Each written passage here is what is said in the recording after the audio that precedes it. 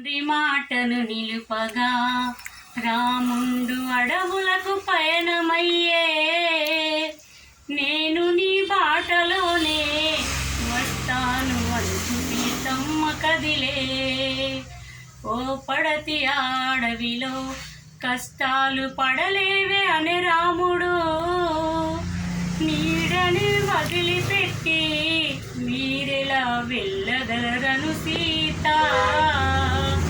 తండ్రి మాటను నిలుపగా రాముండు అడవులకు పయనమయ్యే, నేను నీ బాటలోనే వస్తాను అనసు సీతమ్మ కదిలే.